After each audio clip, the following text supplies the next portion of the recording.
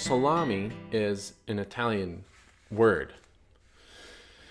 And we seem to have imported lots of Italian cure names and methods. And so when you go to make salami, the tricky thing is importing Italy to wherever you are making salami. And that brings in the curing chamber thing. So what salami is a sausage, make a sausage, and then you hang it long enough for it to dry out, and then you eat it raw without cooking it. At least for our purposes, that's what it's going to be. But I think that's kind of what salami is. And there's many different varieties. Like some are quickly cured, semi-cured, they call them. And they're not hard and dense. Some are just, really quickly cured, so they're just tangy, but you would still cook them. Some are so moist that you still eat them raw, but they're spreadable.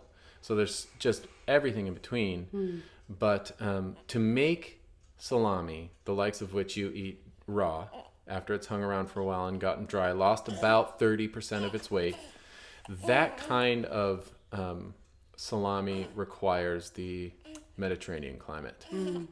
And that kind of salami, that's why we import curing chambers, which is just, you're bringing Italy into, Right. Your environment so you can make that kind of salami. And I think that's really the trickiest thing, especially for people silly like us who are trying to create salami or cured sausages that don't require complex apparatus. There are few things more complex than a humidity and temperature controlled refrigerator. I mean, that is not a simple apparatus. Yeah. And you can buy them, and I think they're awesome, and I certainly want one because I love salami. They are not cheap. What I have always tried to do, and this is why my experience with salami is both limited and unique, because I have tried to make salami without any aids in the form of climatic control at all. I just want to use the seasons I am given, and no fermentation aids in the form of cultures, and no acidifying aids in the form of nitrites. I want to create all of those things naturally as expressions of the pork, of the diet, of the fat composition, of the microbes growing on my cutting board, of the environments in which I live throughout the year, and the relative humidity and temperature, so that I can create something that wants to be made here, rather than something I have to coerce into existence through expensive apparatus. And I'm starting to find that maybe salami ain't it, because it is so distinctly Italian. And we live in an environment that's more like Great Britain than Italy. Yes. If you had to pick. Yeah. So we might be getting ahead of ourselves, but that's kind of that's salami, and it's important to define exactly what that is. Salami can be applied really loosely, and particularly by people, in my experience, combing forums and stuff, and Facebook groups, particularly by people that are trying to, for lack of a better way to put it, impose the draconian fear of botulism, which is like the number one thing on home salami making.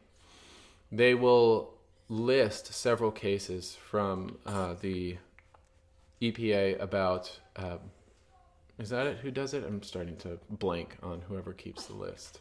The CDC? CDC, sorry, not the EPA. Yeah, lists of cases of botulism, because they do record those. They're rare enough. And the question is whether or not salami is a likely place for botulism. And I think it is, theoretically, because it is anaerobic. There's no oxygen in that little casing, just like a bad canned tomato, or jelly or something. No oxygen. And that is where the spore can produce the toxin, in that environment alone. And if you look at the CDC list, I have yet, so I'm putting this out there. This is a super major curiosity for me as a erstwhile researcher, is find a case of botulism from salami, exactly described as the sausage that is hung for long enough to be eaten raw. So go find that. Yeah, See nothing else. I don't care Uh-huh. about cases from ham, under smoked ham, under brined ham, too warm smoke. Poached pig stomachs filled with blood and then poached at lower. Those are where you find botulism. Yeah. Or particularly in Eskimos, they will, if they adopt plastics in their traditional methods of like letting seabirds ferment in the ground in burlap sacks, if they replace the burlap with plastic, they create an anaerobic environment and you can get the botulism in that scenario. So those do not pertain. Yes, those prove the theoretical pathological diagnosis that Clostridium botulinum produces the spore and then produces the toxin in an anaerobic high pH environment. But it does not address the case of salami. That's the one that I want to know about. Because that is the primary reason why all of the recipe books, understandably, and again, I'm not even opposed to it, but that's why they all prescribe the use of cure number 2 or cure number 1, depending on how long the cure. All of the English-speaking ones. Yes. Or American English-speaking ones. American clarify. books. That's why they prescribe nitrite or nitrate, and to prevent botulism. Yeah.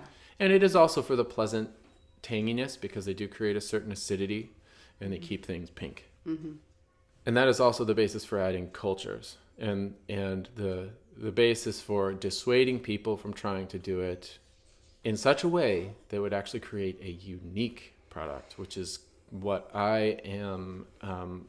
I cannot stop being interested in that. It's creating, when you don't use nitrate or cultures, it's not like you create a bad salami when you do use those things.